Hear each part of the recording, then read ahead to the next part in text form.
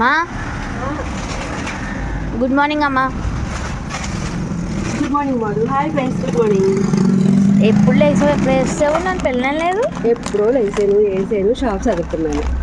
ఈరోజు ఫ్రైడే గా పద్మ ముగ్గ కమలాలు బాగుంది.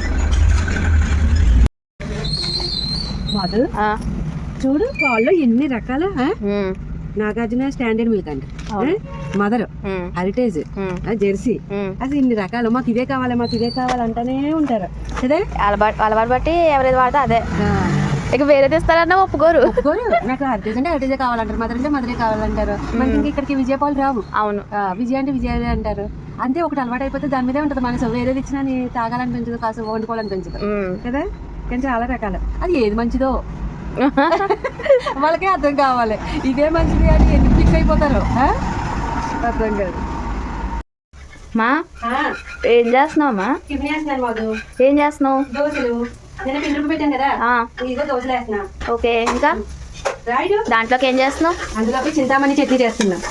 సూపర్, దోశలు కాంబినేషన్ భలే ఉంటుంది, చాలా బాగుంటది, సూపర్ గా. అయిపోయిందమ్మా, ఇగో ఇక్కడ దోశలు రెడీ, ఇక్కడ చింతామణి చట్నీ రెడీ. సూపర్. ఇదిగో ఓకే, సూపర్. మళ్ళీ ఉంటదే ఇలా పలచటి దోశలు, ఇలా వేడివేడిగా చింతామణి చట్నీ తింటే అదిరిపోతుంది. నాకు చాలా బాగా ఇష్టం ఇవి. ఈ కాంబినేషన్ భలే ఉంటుంది. నీకెంత ఇష్టం మధు? నాకు కూడా ఇష్టమే అమ్మా.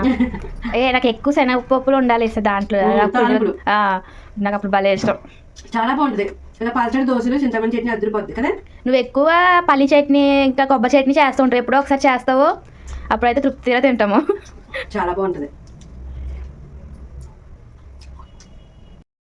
మా ఇందాక నుంచి అటు ఇటు ఇటు అటు గిరగిర తిరుగుతున్నావు, ఏం చేస్తున్నావు? మరి తిరగకపోతే ఎలాగమ్మా, షాప్ లో ఉండాలా, షాప్ కూడా చూసుకోవాలి, మళ్ళీ ఇక్కడికి వచ్చి వంట చేయాలి, మీరు అందరూ తినాలంటేని. అవునా? నాకు కూడా ఆకలేసేస్తుంది, అటు ఇటు తిరిగి కాలు పీకేస్తున్నాయి.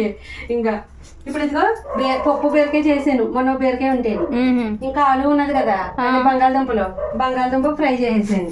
ఏది? బంగాళదుంప ఫ్రై. ఇగో ఒకే ఒక బీరకాయ ఉంటే కొంచెం ఎర్రపప్పు వేసేసి ఇలా పలచగా చేసాను.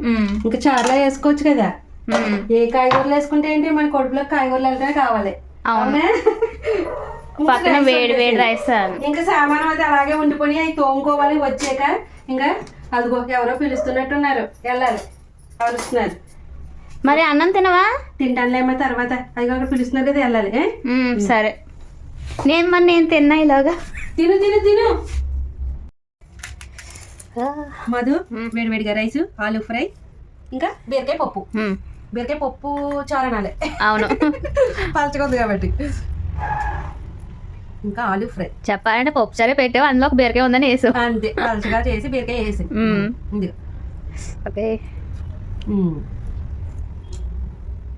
సూపర్ టేస్ట్ ఉంది. చికెన్ మసాలా వేసాం కదా, అదిరిపోయింది. బీరకాయ పప్పు చారు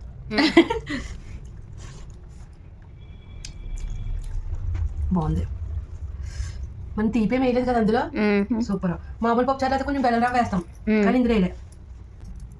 బీరకాయ పప్పు చారు అంటే నవ్వు వస్తుంది. పాలచగా పెట్టేస్తే ఎలా వండుకున్నా అన్ని బాగుంటాయి, వండుకునే తీరుని బట్టి కదా, సూపర్గా.